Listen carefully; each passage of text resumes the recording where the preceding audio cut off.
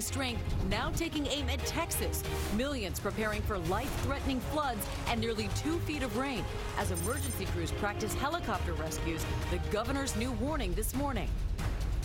Another shift in tone for President Trump, now calling for healing. We are defined by our shared humanity. Just hours after that divisive campaign rally. Is he sparking a rift within his own party? Breaking overnight, jackpot, one single ticket claiming that massive Powerball prize, more than $750 million on the line. The search to find the luckiest person in America. How you could still be a millionaire, dozens of million-dollar winning tickets still out there. And the Dodgers' dream of a perfect game going, gone. 9 innings of no hits, destroyed by this walk-off home run. Could this cover have been their jinx? Live in Times Square, this is GMA with Robin Roberts, George Stephanopoulos, and Michael Strahan. And good morning, America. There is a lot of news to get to this morning. We want to get right to that hurricane watch. It's happening on the Gulf Coast.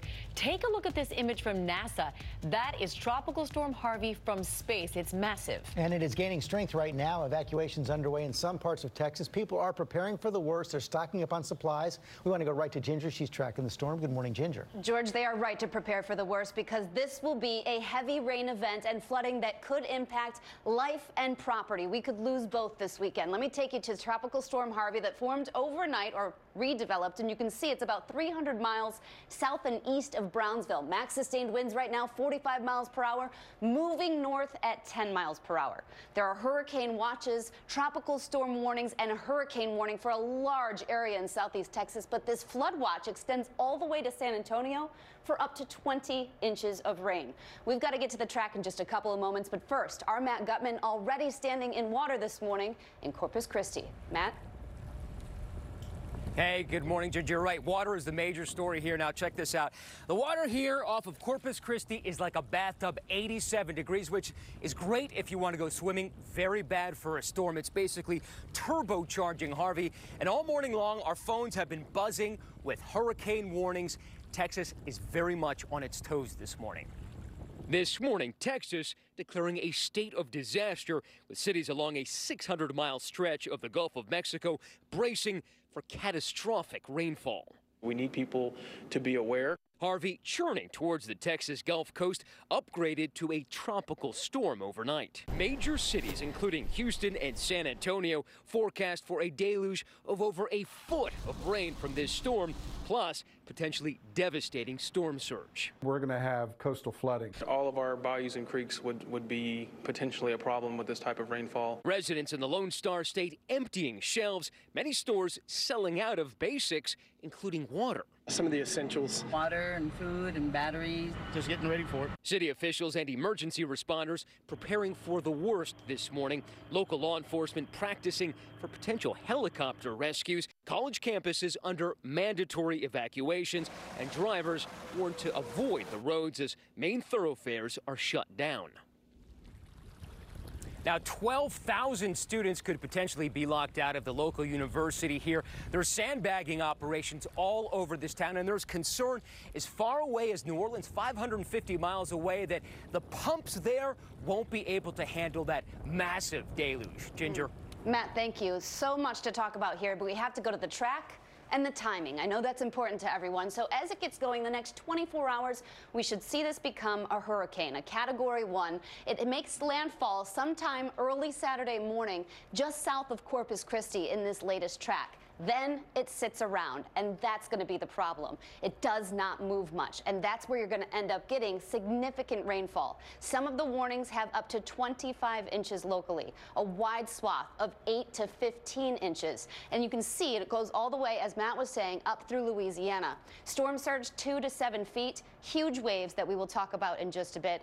And guys, this is going to be a big storm, not just because of the storm surge, but because of that rain, much like Tropical Storm Allison. Look at these images from 2001. This was only, in quotes, a tropical storm. But if we remember, there was $5 billion in damage, more than 20 people dead, 30,000 homes in Houston lost because of the rain. George? Boy, a rough weekend coming for the golf. Okay, Ginger, thanks very much. All right, we turn now to the big Powerball winner, one ticket holding the key to that more than $750 million jackpot.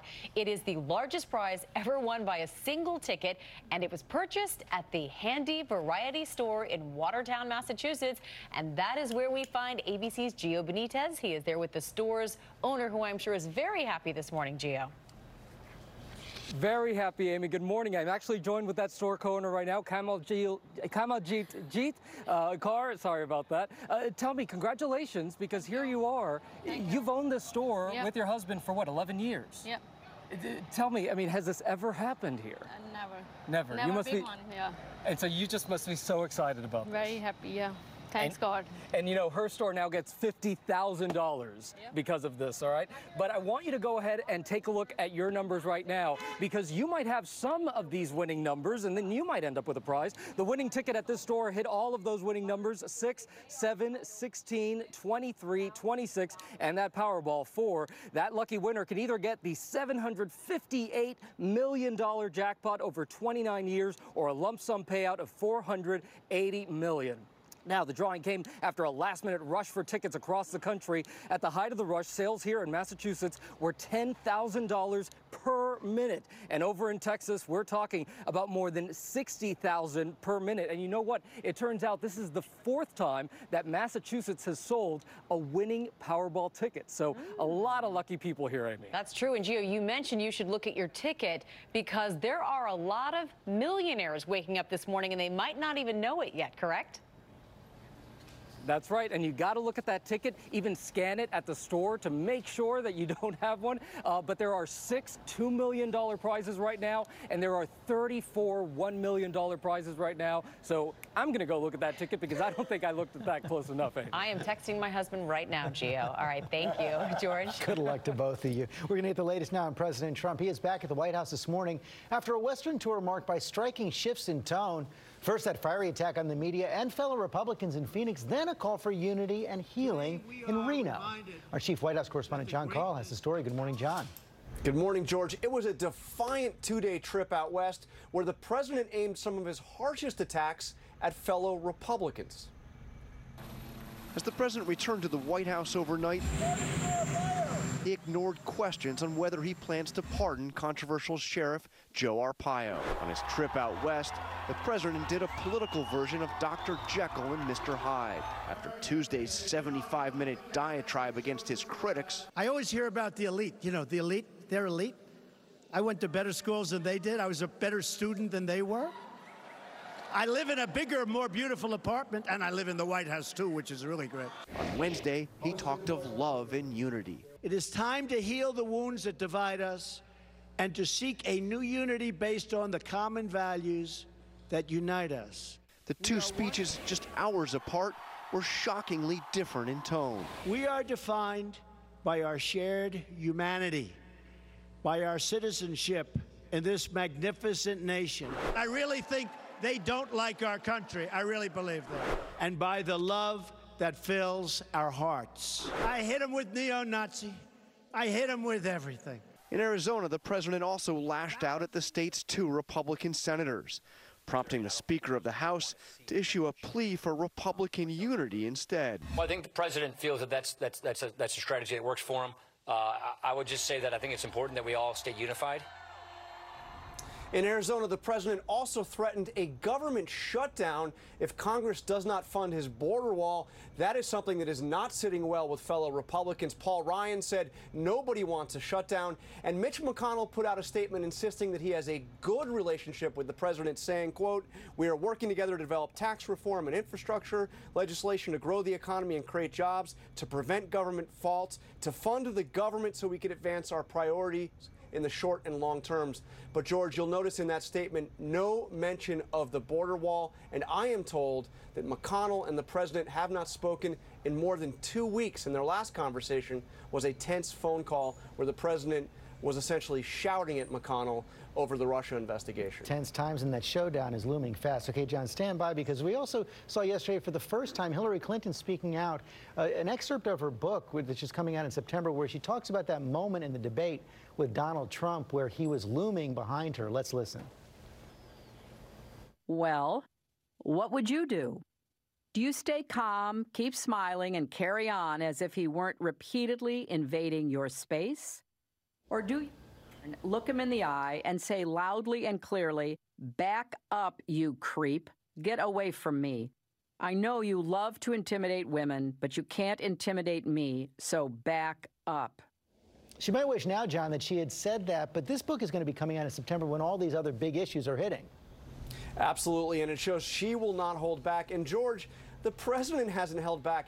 He sometimes attacks Hillary Clinton so harshly and so regularly that it seems like the campaign was never over. Well, it sure does. Okay, John, thanks very much. Let's bring in Matt Dowd, our chief political analyst, for more on all this. Matt, yesterday you talked about Jekyll and Hyde, President Trump, and one of the things we're seeing, though, is that the public, at least in the most recent poll, there's a Quinnipiac poll out this morning, showed by a 62 to 31%, 2-to-1 margin.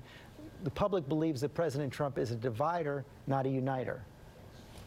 George, I think this is a huge problem on two fronts. First, politically for the president, the American public does not see him at all in any way as a moral leader that can unite the country. That's a problem for him. But more importantly for the country, you and I talked right before the inauguration, and I said to you, I thought we were at as great a divide in our country as we were entering the Civil War. And if we're in that situation today and we don't have a president the American public trusts, then we have a huge problem getting to the common good. And if we can't get to the common good, then our democracy becomes very problematic. Even less likely to get to the common good, to come to unity if in September we have a government shutdown and maybe even a default on our debt. Well, yeah, and then that goes straight to Donald Trump's vulnerability, which was he was a businessman. He's going to make government work. He's going to bring people together. He's going to do all the things and make it like a business. And if we go into a situation and the government is shut down because of threats from the president, it even makes it harder to move forward. Okay, Matt Dowd, thanks very much. Amy? We turn now, George, to new developments in that investigation into what caused U.S. officials to fall ill in Cuba. We are now learning more about what may have led to hearing and memory loss and whether it involved a sonic attack. ABC's Victor Oquendo is in Miami with all of those details. Good morning, Victor. Good morning, Amy. Some of those officials were medically evacuated right here to Miami for immediate treatment. This happened months ago, but the investigation is still very much ongoing. This morning, troubling new information about those American officials working in Havana, Cuba, who suddenly fell ill. Yes, there is a pattern taking place here. Yes, there is something going on. But the U.S. government doesn't know exactly what happened or who was behind it, and now several government agencies, including the FBI, are on the ground in Havana to find out why at least 10 American staff members and their families started experiencing strange and severe physical symptoms in late 2016, including hearing loss. And according to our Miami station, WPLG, memory loss, loss of balance, and vision issues. Sources telling ABC they appeared to have been targeted by a sonic device that produced inaudible and audible booms, impossible to hear with the human ear, much like a dog whistle. Tony, are you there? It sounds like something out of a Hollywood movie. Not even Iron Man was a match for this sonic device, but in real life, they can cause permanent damage. If this is the type of weapon, the type of device that could be used in other places, I think there's real reason for the State Department to be concerned about our diplomats in other countries where we have tense or even hostile relations. While the investigation deepens, those American officials who have returned home are being treated and closely monitored by doctors. Those incidents have caused a variety of physical symptoms. Not everyone has experienced the same type of symptoms. Cuba denying any involvement, but in response, the U.S. expelled 2 Cuban diplomats from Washington, D.C. According to the State Department, there are American staff members who chose to stay and continue working in Havana, and for them, medical professionals were brought in for an evaluation. Amy? All right, Victor, thank you. We appreciate it. Now to a protest on the doorstep of the National Football League. More than 1,000 supporters of quarterback Colin Kaepernick rallied outside league headquarters on Wednesday.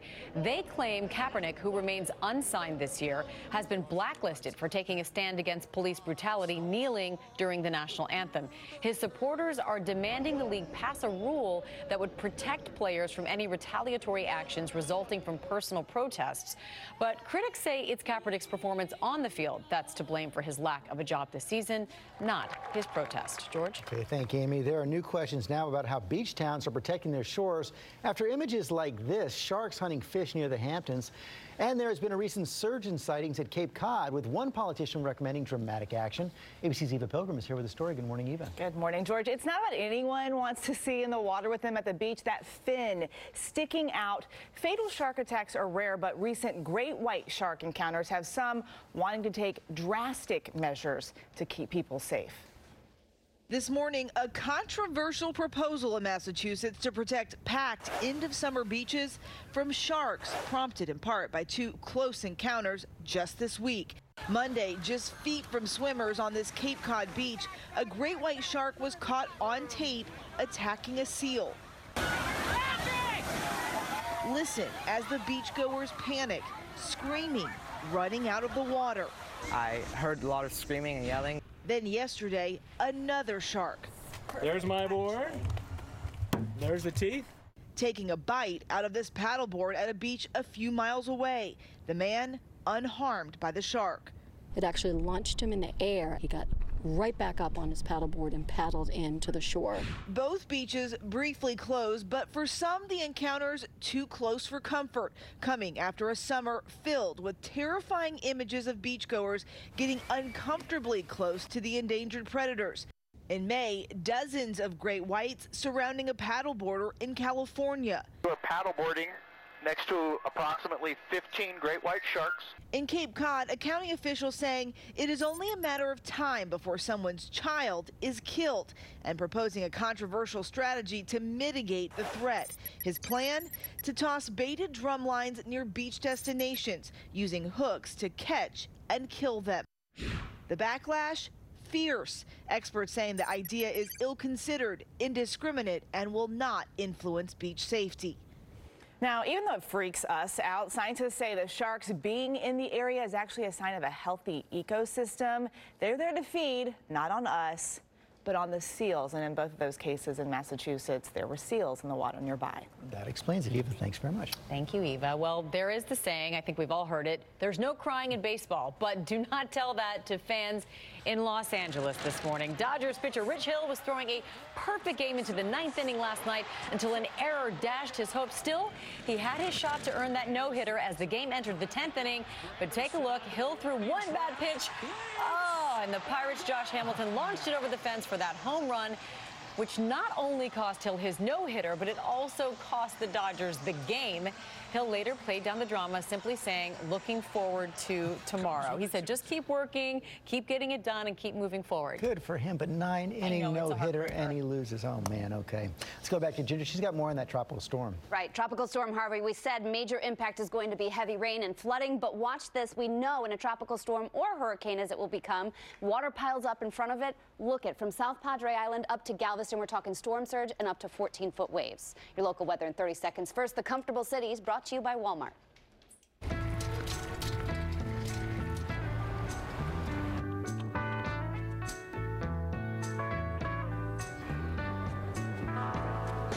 If you hear the song I sing,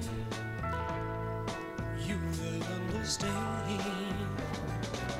Come on, people now, smile on your brother, everybody get together, try to love one another right now. Well, for today, mostly sunny skies and temperatures topping out in the low 80s.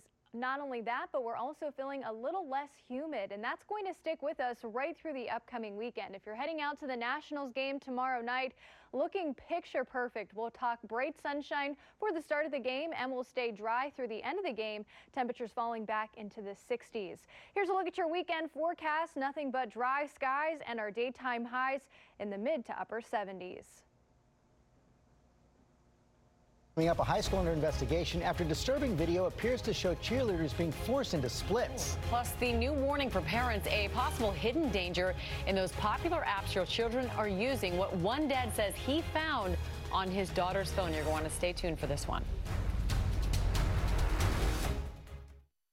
Everyone's got to listen to Mom. When it comes to reducing the sugar in your family's diet, Coke, Dr. Pepper, and Pepsi hear you, and we're working together to do just that, bringing you more great-tasting beverages with less sugar or no sugar at all.